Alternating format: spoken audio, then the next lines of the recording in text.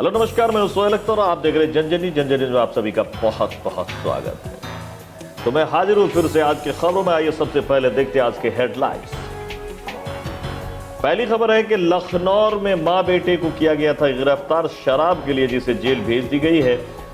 और यह स्पष्ट हो गया है कि छापेमारी के दौरान प्रशासन पुलिस पे हमला की गई थी और दांत काट लिया गया था, बैट मारी गई थी हाथ पर। और भी खबरें उसमें हम आपको दिखाएंगे कि इस मौके पर आशीष आनंद ने क्या कहा एसटीपीओ झंझारपुर। जबकि दूसरी खबर है डीबी कॉलेज जयनगर में कल छात्रों ने हंगामा किया था, आपने देखा था, और यह आरोप लगाया था कि कॉलेज प्रशासन की गलती से एडमिट कार्ड में परेशानी आई है। जबकि आज इसी के मद्देनजर प्रधानाचार्य ने प्रेस कॉन्फ्रेंस बुलाकर उन्होंने यह स्पष्ट किया कि गलती हमारी नहीं, गलती छात्रों की है। और सरकार जो नया कानून लाती है जिसमें सही से फॉलो नहीं करने के कारण इस तरह की परेशानी आई है, और उन्होंने अपील भी किया है।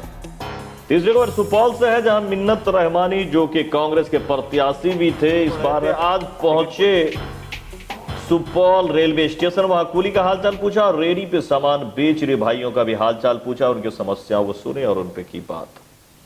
जबकि अगली खबर है दिव्यांगों के लिए किया गया प्रशिक्षण, शिक्षकों को दी गई हर तरह के दिव्यांगों के लिए। तो चलिए अब खबरें देखते हैं विस्तार से। पहली खबर है लखनऊ से, जहां पर शराब के साथ मां बेटे को और एक पिकअप को भी जब्त किया गया था। बड़ी मात्रा में शराब मिली थी जिसकी हमने आपको ब्रेकिंग दिया था। उसका पूरा मामला यह है कि 504 लीटर शराब थी, जिसमें कि 129 बोतल थे, जो कि खबर मिलने पर बिहार ग्राम पहुंची थी पुलिस और सुरेश यादव के यहां से शराब को जब्त किया था। सुरेश यादव भागने में कामयाब रहे, जिसकी तलाश पुलिस को है। जबकि सुरेश यादव की पत्नी और उनका बेटा दोनों को गिरफ्तार पुलिस ने जेल भेजने की तैयारी जुट गई और आज जेल भेज दिया गया है। उसी बीच ये भी खबर आई थी कि पुलिस पे हमला हुई थी। इस बात की पुष्टि हुई कि आप देख भी सकते हैं, मैं आपको दिखाता हूँ। ये देखिए कि हाथ में किस तरह से बैट मारा गया था और काटा गया था, दांत से हमला किया था महिला ने, जिसके बाद खुद को बचाते हुए महिला को रिहा कर लिया गया और उसे भी जेल भेजा गया है। इस मौके पे एसटीपीओ झंझारपुर आनंद ने क्या कहा, आप भी सुनिए उनकी बात। लखनऊ थाना अंतर्गत कल लगभग 11-12 बजे के आसपास थानाध्यक्ष को सूचना मिली कि बिहारपुर ग्राम अंतर्गत सुरेश यादव के यहाँ एक पिकअप वैन पे अवैध लीकर लेकर के उसको कहीं दूसरे जगह भेजने की तैयारी की जा रही है।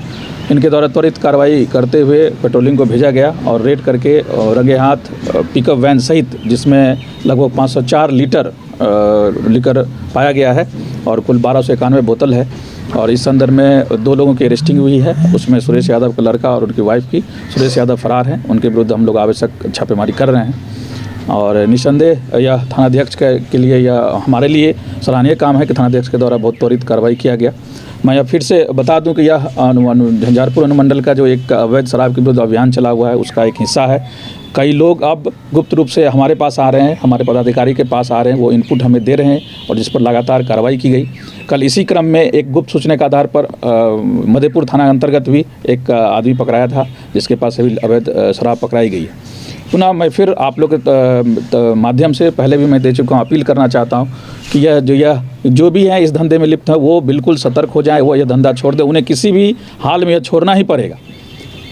अपराध है और अवैध शराब के विरुद्ध जो हमारा अभियान है वो बिल्कुल चलेगा। और अच्छी बात ये है कि आम लोगों का विश्वास हम पर बढ़ रहा है, उनकी तरफ से इनपुट्स आ रहे हैं। सर, हमला भी हुई थी पुलिस पे? ये कुछ लोग उलझ गए थे, इन महिला के द्वारा बताया गया था कि उलझ गई थी और बाइट काटने की बात भी हो रही थी पदाधिकारी की। उस सदन पे भी हम लोग विधि सम्मत कार्रवाई कर रहे हैं। सर, जो वो कहाँ की निर्मित है? ये हरियाणा से निर्मित है। इसका बैच नंबर पर हम लोग अग्रतर कार्रवाई कर रहे हैं कि कहाँ का निर्मित है और वहाँ कहाँ से किसको, जो प्रॉपर चैनल है उसका इन्वेस्टिगेशन होता है, हम लोग उस दिशा में कार्रवाई कर रहे हैं। इससे पूछताछ भी की गई है और इस संदर्भ में जो भी अग्रतर हमारे पास इनपुट आएगा उस पर कार्रवाई होगी।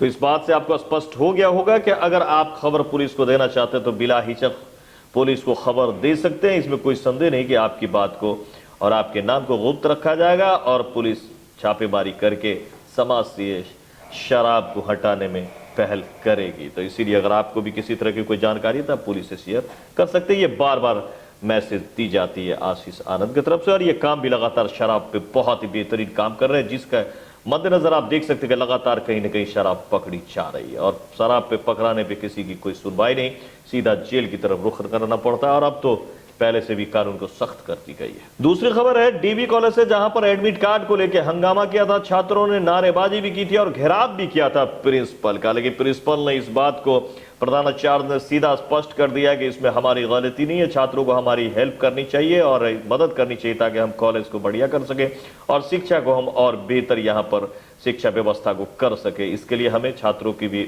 अच्छी डिसिप्लिन की आवश्यकता है। 144 जो यहाँ लगी हुई है उसको तोड़ा ना जाए। साथ ही उन्होंने ये भी कहा कि इसमें हमारी कोई गलती नहीं है, ये जो फॉर्म फिलअप की जा रही है इसमें जो स्टेप बाय स्टेप है उसमें छात्र खुद गलती कर रहे हैं और ये प्रशासन पे, कॉलेज प्रशासन पे थोपी जा रही है इस बात को, लेकिन इसमें हमारी कोई गलती नहीं है। पहले डम्मी आती है प्रमाण पत्र, जिसको आप देख करके अगर उसमें किसी तरह की कोई गलती है तो फिर आप उसको एडमिट कार्ड को ठीक करके फिर दोबारा से सबमिट की जाती है, जिसकी हम पूरी कोशिश कर रहे हैं और हर छात्र का ठीक कर लिया जाएगा और सभी समय पर एग्जाम दे पाएंगे। यहाँ पर खुद इस मौके पर आज कॉलेज के प्रधानाचार्य ने बुलाया था प्रेस कॉन्फ्रेंस और हमारे पत्रकार शिव कुमार भी खुद वहां पहुंचे थे और इस मौके पर जाकर उन्होंने उनसे बातें की और बात को स्पष्ट करने की कोशिश की। आइए सुन बातें हैं कि इस मौके पर क्या कहा है प्रधानाचार्य। इसमें महाविद्यालय की कोई त्रुटियां नहीं है, क्योंकि ये त्रुटियां छात्रों के द्वारा स्टेप बाय स्टेप की गई है, क्योंकि इन्हें दिसंबर माह में ही डमी एडमिट कार्ड निकालना था, उससे पहले फॉर्म भरा गया।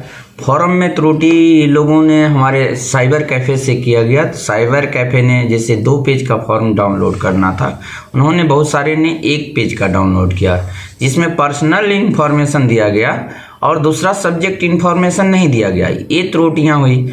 दूसरा, छात्रों द्वारा डमी एडमिट कार्ड नहीं निकाला गया, ये दूसरी त्रुटि हुई। तीसरा, समय समाप्त होने के कगार पर उन्होंने एडमिट कार्ड की खोज शुरू की, ये गलतियां हैं। उन लोगों का आरोप है कि महाविद्यालय में ने पैसा नहीं दिया, लेकिन महाविद्यालय ने पैसा चालान के थ्रू भेजा जो हमारे महाविद्यालय के पास उपलब्ध है। तो इसमें महाविद्यालय कहीं दोषी नहीं होता है, इसमें छात्रों का दोष है। वो छात्र कहाँ से क्या कहते हैं फॉर्म ऑनलाइन कर रहे थे? सारे ये कॉलेज की तरफ से या था या नहीं? साइबर कैफे से? छात्र साइबर कैफे से करते थे। कॉलेज में यहाँ ऑनलाइन नहीं किया जाता? कॉलेज में कोई ऑनलाइन नहीं होता था। तो छात्रों के द्वारा जो ऑनलाइन कर दिया जाता है तो उसका चेकआउट यहाँ होता है? यहाँ चेकआउट साइट पे रिकॉर्ड होता है जी। जब मामला फंसा तब हम लोगों द्वारा देखा गया। तो अक्सर क्या समाधान किया जा रहा है इन लोगों के? इसका समाधान हम लोग काउंसिल को इन लोग की लिस्ट बना के भेजे हैं, रिक्वेस्ट पत्र भेजे हैं और कोशिश की जा रही है कि उनके द्वारा इसका समाधान किया जाए। अब उधर से क्या रिप्लाई आती है उसका इंतजार किया जा रहा है। सर, अगर एडमिट कार्ड निर्गत नहीं होता तो उस छात्रों के लिए क्या विकल्प होगा आगे? उनका विकल्प होगा कंपार्टमेंटल की परीक्षा। काउंसिल के लोगों द्वारा कही गई है, सुनी गई है कि मार्च में एक चांस दिए जाएंगे, वो बच्चे छूटे हुए फॉर्म भरेंगे और उनकी अप्रैल में एग्ज़ाम होंगे। अप्रैल में एग्ज़ाम दे सकते हैं? हाँ, दे सकते हैं। तो आपने देखा कि मामला ये था और इसको बढ़ा चढ़ा के पेश की जा रही थी। अगर इसमें फिर छात्र किसी बात को रखते तो ये भी हम आपको फिर से रूबरू उससे भी कर पाएंगे। जब तक खबर सुपौल से है, चलिए सुपौल की खबरों को देख लेते हैं जो नजीर आलम ने भेजा है। 2 खबर सुपौल से, जिसमें पहली खबर यह है कि मिन्नत रहमानी जो कि कांग्रेस प्रत्याशी रहे थे, इस बार रनर रहे थे, विनर नहीं हो पाए थे, लगातार सामाजिक कार्यों में जुड़े हुए हैं और आज पहुंचे रेलवे स्टेशन पर कुली से भी हालचाल पूछा और साथ साथ रेहड़ी लगाकर बेच रहे गरीब भाइयों की भी हालचाल पूछते हुए नजर आए। कांग्रेस लीडर मिन्नत रहमानी सुपौल रेलवे स्टेशन के प्रांगण में कुली भाई एवं रेहड़ी पटरी पे छोटे छोटे दुकान चलाकर अपने जीवन में यापन करने वाले भाई बंधुओं से मुलाकात कर उनकी समस्याओं को सुना तथा उनके साथ चाय भी पी। उन्होंने कहा कि लॉकडाउन के बाद छोटे छोटे दुकानदारों को विशेषकर कुली बंधुगण की स्थिति अच्छी नहीं है। शीघ्र ही केंद्रीय रेल मंत्री से मिलकर ट्रेनों के परिचालन को और बढ़ाने की मांग को दोहराऊंगा। दूसरी खबर है कि दिव्यांगों के लिए विशेष प्रशिक्षण किशनगंज में दी गई है, हर तरह के दिव्यांगों के लिए कि उनको बेहतर शिक्षा कैसे दी जाए और कैसे कार्य इसके लिए कार्यशाला लगाया गया और दी गई है 30 से ज़्यादा शिक्षकों को इसकी ट्रेनिंग। किशनपुर प्रखंड अंतर्गत विभिन्न प्रकार के दिव्यांगों से संबंधित विषय पर आधारित सामान्य शिक्षकों का 1 दिवसीय आवासीय प्रशिक्षण का आयोजन किया गया। बीओ प्रभा कुमारी ने कहा कि गांव मोहल्ले में जो भी दिव्यांग बच्चे हों उसे विद्यालय के मुख्य धारा से जोड़ा जाए। किशनपुर प्रखंड अंतर्गत प्रत्येक विद्यालय से 1 शिक्षक को प्रशिक्षण दी है। प्रशिक्षण में उपस्थित सुनील कुमार, सरफराज अहमद, अनीसुर रहमान, प्रशिक्षक प्रदीप कुमार व राजीव कुमार ने प्रशिक्षण की शुरुआत पर्चे से किया। इसके बाद प्रशिक्षण शुरू किया गया, जिसमें बताया गया कि दिव्यांगता 20 प्रकार के होते हैं, जिसके बारे में बारी बारी से सभी बिंदुओं पर प्रकाश डाला गया। प्रशिक्षक प्रदीप कुमार ने बताया कि 6 से 18 तक के बच्चे के लिए निःशुल्क शिक्षा सरकार की ओर से दी जाती है। साथ ही सरकारी वित्त पोषित शैक्षिक संस्थाओं और सरकार द्वारा मान्यता प्राप्त संस्थाओं को दिव्यांग बच्चों को समावेशी शिक्षा प्रदान करनी होगी। RPWD एक्ट के तहत जो है 121 प्रकार की जो दिव्यांगता है उसी पर फोकस किया तो बताया जा रहा है कि मतलब किस किस प्रकार का जो है सो विद्यालय में जो पढ़ रहे हैं बच्चे, तो कैसे हम उस दिव्यांग बच्चे का 21 प्रकार का दिव्यांग बच्चा की पहचान करेंगे। तो आज के खबरों में इतना ही। फिलहाल सोहेल को दी इजाजत, बहुत जल्द मिलते हैं अगले खबर में। अगर आपके पास भी कोई खबर है तो आप हमसे शेयर कर सकते हैं। हमारा नंबर 9934802700। लगातार तेजी से बढ़ता हुआ जन जन न्यूज को आप सभी का सहयोग के लिए आप सभी का बहुत बहुत धन्यवाद।